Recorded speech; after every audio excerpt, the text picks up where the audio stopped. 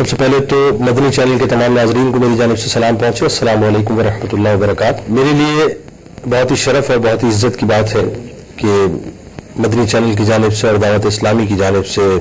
اور امیر اہل سنت حضرت علامہ مولانا محمد الیاس عطار قادری دامت برکاتہ العالی کی جانب سے یہ دعوت نامہ پہنچا. میں یہ سمجھتا ہوں کہ یہ جو مذاکرے کی فضا ہے یہ اتنی حسین اور اتنی خوبصورت ہے, وہ تمام خامیاں یا وہ تمام باتیں کہ جن پہ ہماری نگاہ نہیں جاتی, میرا یقین ہے اس بات پہ کہ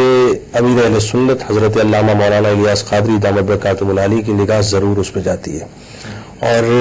اصلاح کا ایک اتنا حسین, اتنا خوبصورت اور اتنا مربوط ذریعہ ہے کہ بہت سی ایسی باتیں, بہت سی ایسی خامیاں کہ جن کو ہم نہیں تلاش کر پاتے, وہ ایک نشست کے اندر وہ تمام باتیں ایسا محسوس ہوتا ہے کہ بالکل سامنے ہتھیلی پہ رکھ دی جاتی ہیں کہ اب ان کی اصلاح کر لو. تو بہت خوشی ہے مجھے, اور میری بڑی نیک تمنائیں, بہت دعائیں اور بہت نیک خواہشات کہ اللہ تبارک و تعالی جس انداز سے مدنی چینل کو ترقی دے رہا ہے, جس انداز سے آپ کی سوچ کو ترقی دے رہا ہے, میری بہت دعائیں ہیں کہ اللہ تعالیٰ اس مدنی مذاکرے کو بھی بہت کامیابیوں سے نوازے. میں ضرور جو ہے وہ حاضری لگاؤں گا, اور بلکہ میں آپ کو بتاؤں کہ نہ صرف میں بلکہ میں چاہوں گا کہ میرے دوست احباب یا اطراف کے جتنے بھی لوگ ہیں, جتنے نعت خواں حضرات ہیں, علماء کرام ہیں, کمپیئرز ہیں جو محافل کی نقابت کرتے ہیں, ان کو بھی چاہیے کہ اس مدنی مذاکرے میں ضرور شرکت کریں, کیونکہ وہ جو شخصیت ممبر پہ تشریف فرما ہوں گی نا, وہ بہت ہی میٹھی, بڑی پیاری سی شخصیت ہیں, بہت سادہ سی شخصیت ہیں, یعنی بہت بڑی بڑی باتیں, بڑی گہری باتیں بہت ہی آسان اور سہل انداز میں جب وہ فرما دیا کرتے ہیں, تو جس وقت وہ فرما رہے ہوتے ہیں تو ایسا لگتا ہے وہ ہمارے وجود کے اندر باتیں صلاحیت کر گئی ہیں. تو ان کی شخصیت کو دیکھنا ہی یا ان کے ساتھ چند لمحے بتانا ہی میں سمجھتا ہوں کہ یہ ہمارے لیے سرمایہ ہے کہ ان کی قیمتی لمحات میں سے اگر چند لمحے ہم سمیٹ کے لے جائیں, یا یوں کہیے کہ تھوڑے سے لمحے چرا کر لے جائیں, تو اس سے بڑی اور کیا بات ہوگی. تو ضرور آئیے, ضرور شرکت کیجیے, اور میرا ایمان ہے اس بات پہ کہ اس طرح کی بزرگ شخصیات جب ممبر پر تشریف فرما ہو کے کچھ گفتگو کرتی ہیں تو جو ہمارے اندر کی جو تراش خراش ہوتی ہے, باہر کی تو تراش خراش ہم کرتے ہیں نا, ہم جاتے ہیں اپنی ٹریمنگ کراتے ہیں یا اپنی جو ہے وہ لباس پہ بڑی توجہ دیتے ہیں, ہمارا ظاہر ہوتا ہے, لیکن وہ جو اندر کی تراش خراش ہوتی ہے نا, جب وہ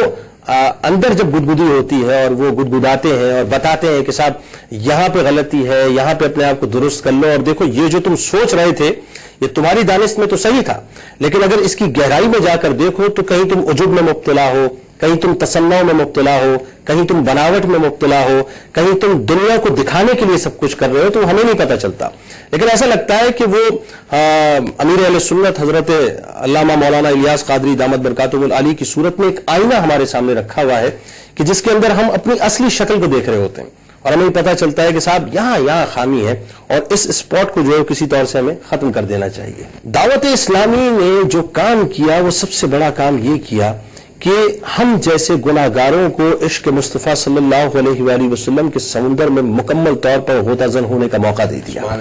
اور میں یہ سمجھتا ہوں کہ یہ وہ کام ہے کہ جو بس سوائے اس کے اور کچھ نہیں کہہ سکتا, کہ مجھے وہ بات یاد آتی ہے کہ جس کو مرنا نہیں آتا وہی مر جاتا ہے. بلکہ یوں کہوں کہ بابا ظہین شاہ تاجی سرکار رحمۃ اللہ علیہ نے فرمایا, اور میں جو ہے وہ دعوت اسلامی کے لیے صرف یہی کہہ سکتا ہوں کہ جس کو مرنا نہیں آتا وہی مر جاتا ہے, تم کو مرتا ہے جو مرنے سے گزر جاتا ہے, اور عشق جس راہ پہ بے خوف و خطر جاتا ہے, عقل والا تو اسے دیکھ کے ڈر جاتا ہے, اور دل کی موجوں کے حوالے ہے سفینہ سی, اس کو خود بھی نہیں معلوم کدھر جاتا ہے. اور عالم ہم نے تو یہ دیکھا ہے ذہین کہ کوئی کتنا ہی بگڑ جائے صبر جاتا ہے.